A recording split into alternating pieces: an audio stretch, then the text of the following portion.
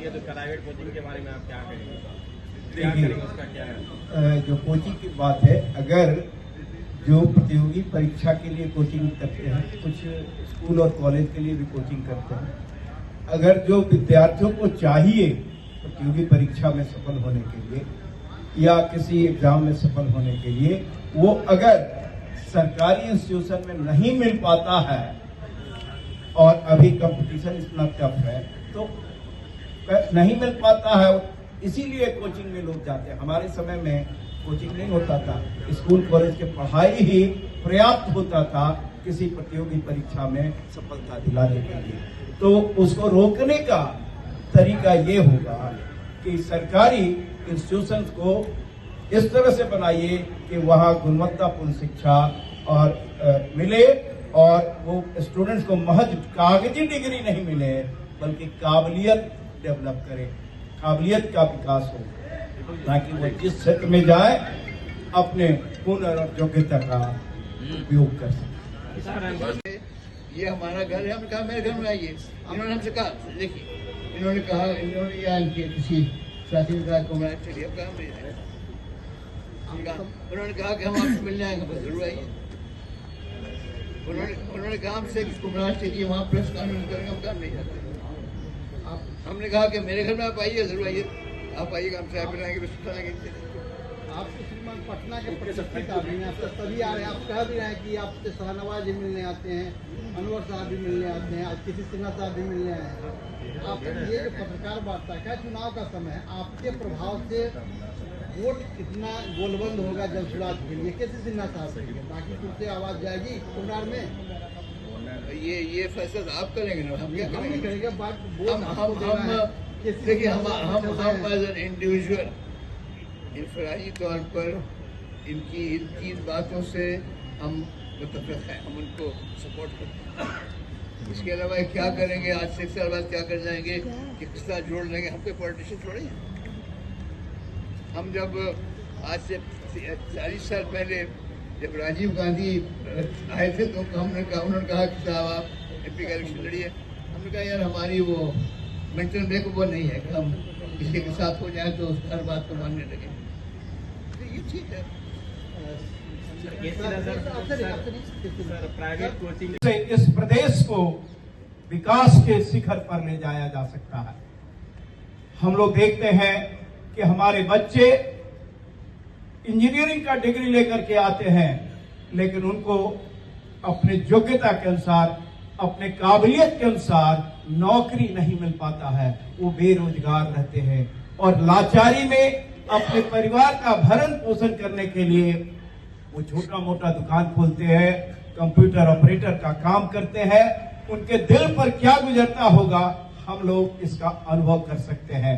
तो हमारी पार्टी का कहना है कि काबिलियत के अनुसार, योग्यता के अनुसार नौकरी मिलनी चाहिए और हुनर के अनुसार रोजगार होना चाहिए। ये रोजगार स्थापित करने के लिए धन की आवश्यकता होती है और 5-10 हजार एक बार दे देने से कोई अच्छा रोजगार स्थापित नहीं हो सकता। स्वरोजगार उस तरह का स्थापित नहीं हो सकता जिससे आपका रेगुलर इनकम प्रति माह हो और आपका परिवार का भरण पोषण हो सके। तो हमारे पार्टी का विजन है कि आपको बैंक से ऋण दिलवाएंगे, 1 लाख, 2 लाख, 5 लाख तक का ऋण दिलवाएंगे और बैंक तो अपना ब्याज 10% लगभग लेती ही है। तो उस ब्याज के लिए हमारे पास रोड मैप है कि आपको जो ऋण लेंगे, जो महिलाएं ऋण लेंगी या जो पुरुष ऋण लेंगे, जो लोग भी ऋण लेंगे, उनको ब्याज का केवल 4% देना होगा 1 साल में और बाकी 6% ब्याज हमारी सरकार आती है। तो हम सरकार आपके तरफ से यानी जो ऋण लेंगे उनके तरफ से बैंक को देगी और इसके लिए कितने धन की आवश्यकता होगी ये भी हम लोगों ने कैलकुलेट कर रखा है। रोड मैप, हम जो भी वादा करते हैं उसका कैसे हम उस वादा को निभाएंगे, साथ में यह भी बोलते हैं लोग और दूसरे लोग वादा करते हैं लेकिन उस वादा को कैसे पूरा करेंगे यह नहीं बतलाते हैं।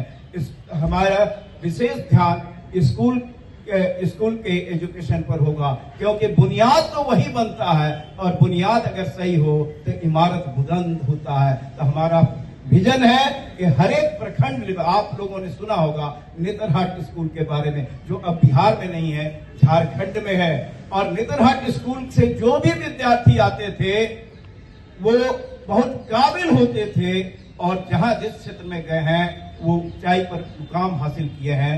तो उस तरह का विद्यालय अगर प्रखंड स्तर पर स्थापित कर दिया जाए तो हमारे बच्चों को गुणवत्तापूर्ण शिक्षा अपने आसपास के इलाके में ही मिल जाएगी।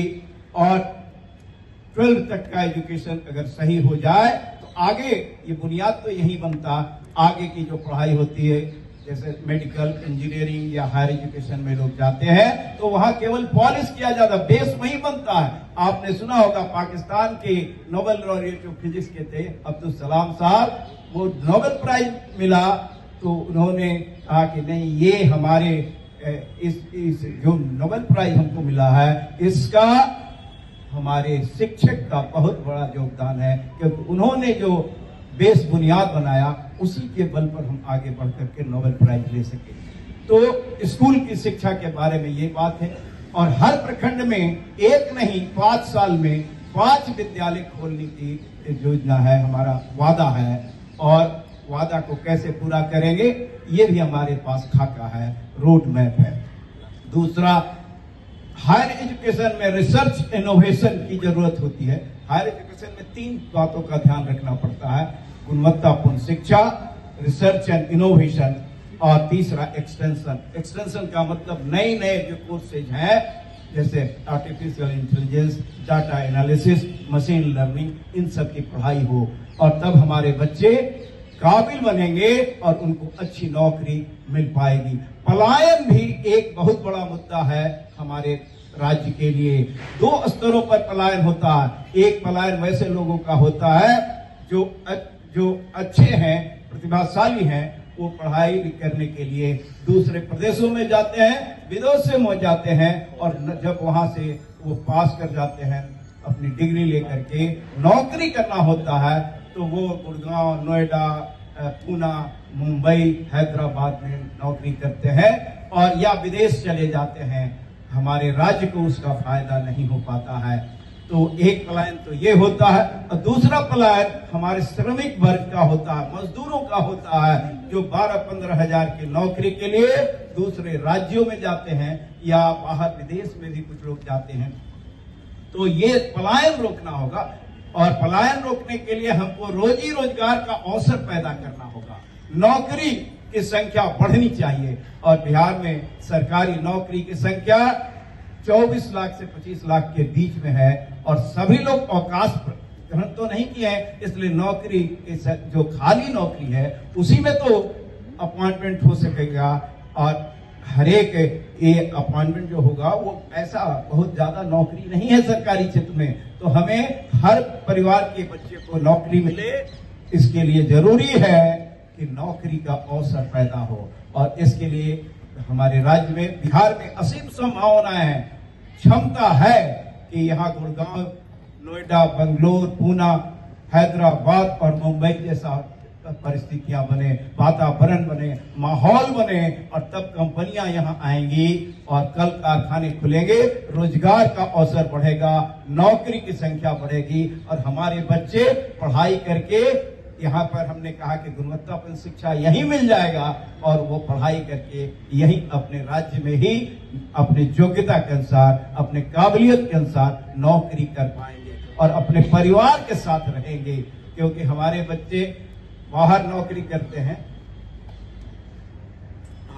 तो इन्हीं सब मतलब फाइनली हम कंक्लूड कर दे रहे हैं कि शिक्षा, तालीम पर विशेष ध्यान है। नंबर 2, रोजी रोजगार का अवसर पैदा करना कि कोई बेरोजगार न रहे और तीसरा, पलायन को रोकना।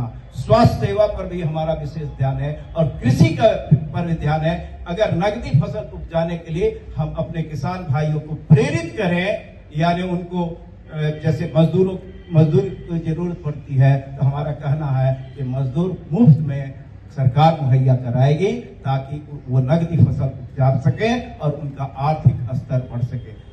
इन्हीं शब्दों के साथ मैं अपनी बात समाप्त करता हूँ। जो प्रेस कॉन्फ्रेंस रखी गई है वो उसमें मूलतः जो आज का मुद्दा है वो मुद्दा ये है कि हमारे बीच दो महान लोग हैं। एक हमारे कैंडिडेट हैं केसी सिन्हा जी और यहाँ के प्रख्यात विश्वविख्यात चिकित्सक डॉक्टर अब्दुल हई साहब हैं, जो जिनके थ्रू आज आप उनकी बातें सुनेंगे। लेकिन आज के प्रेस कॉन्फ्रेंस का मकसद ये है कि किस लिए केसी सिन्हा जी को यहाँ की कुम्हरार की जनता वोट करे और बिलखुसूस जो माइनॉरिटी कम्युनिटी है वो क्यों वोट करे और क्यों उसको सामने आना चाहिए, इस सारे सिलसिले में सपोर्ट करने के लिए आज का ये प्रेस कॉन्फ्रेंस रखा गया है। तमाम कम्युनिटी के लोग का वोट, खास करके शिक्षित वर्ग का लोगों का वोट कैसे हम दिए जाए और यहाँ इस कुम्हरार में चेंज लाया जाए, इसके लिए आज की ये प्रेस कॉन्फ्रेंस है। तो मैं आग्रह करूंगा डॉक्टर साहब से कि वो अपनी बातें रखें। भाइयों और बहनों, आज से करीब 3 दिनों पहले केसी सिन्हा साहब आए हमारे पास मिलने के लिए और कहा कि हम कैंडिडेट हैं और आपको सपोर्ट चाहिए। देखिए, हम किसी पॉलिटिकल पार्टी के साथ नहीं हैं, लेकिन हम इसके साथ साथ ये भी जरूर चाहते हैं कि बिहार बढ़े, बिहार आगे जाए। हम यही आप सब चाहते हैं। जो पॉइंट्स उन्होंने रेज किए, नंबर 1 तालीम का मसला। तालीम को लेकर हम कम से कम 50-60 साल से लगे हुए इसको, हमारी उम्र भी 83 ईयर्स हो गई। तालीम ही रास्ता है, शिक्षा ही रास्ता है जिससे कोई भी प्रांत, कोई भी देश आगे बढ़ेगा। और अगर ये तालीम की बातें करते हैं तो अच्छा लगता है, अच्छी बात है। दूसरा उन्होंने कहा कि आगे बढ़ने के लिए आपको पैसे की जरूरत होती है और बदकिस्मती से हमारा एक बहुत बड़ा समाज का हिस्सा है जो कि बैंक के लोन से महरूम रह जाता है, क्योंकि वो उसकी फैसिलिटीज को पूरा नहीं कर सकते। इस सिलसिले में इनकी एक रोड मैप है, ये भी बहुत अच्छी बात है। तो हमने कहा कि भाई से मिलने, तो देखिए, किसी भी डेमोक्रेसी में, किसी भी जमहूरियत की ईद होती है इलेक्शन, यही उसकी ईद है, वही इसका सबसे बड़ा त्यौहार है इलेक्शन। ये खड़े हुए हैं और हम चाहते हैं कि आप इनसे सवाल पूछें और इसके जवाब दें, और अगर आपको यहाँ को कन्विंस कर सकते हैं तो बड़ी अच्छी बात है, हम इनके साथ हैं। न्यूट्रल रहे हैं लेकिन आज सपोर्ट में आए। नहीं, एक बात समझिए, इसी कैंपस में बीजेपी वाले भी आए हैं, इसी कैंपस में कांग्रेस वाले भी आए हैं, इसी कैंपस में जितने बड़े बड़े लोग यहाँ के सब आए हैं, और ये भी आए, ये भी बड़े आए हैं, पढ़े लिखे आदमी हैं, प्रोफेसर रह चुके हैं, हम भी एक समय प्रोफेसर थे। हमने कहा कि भाई ये बातें करें, तो हमारे घर में आकर आप चाय पी लेंगे तो हम आपके सपोर्टर होगा, ऐसी कोई बात नहीं है। इस ख्याल को दिल से निकाल दें। लेकिन अगर ये सही रास्ते पर हैं तो हम जरूर सपोर्ट करना चाहेंगे, आप भी सपोर्ट करना चाहेंगे। हमें से कौन ऐसा है जो नहीं चाहता कि बिहार आगे बढ़े। मुसलमानों का मानना है कि वोट बट रहा है जनसुराज की वजह से। अच्छे लोग तो हैं लेकिन वोट यहाँ पे बढ़ रहा है, पोलराइजेशन हो रहा है, तो इस कारण हम एक तरफ क्यों न जाएं।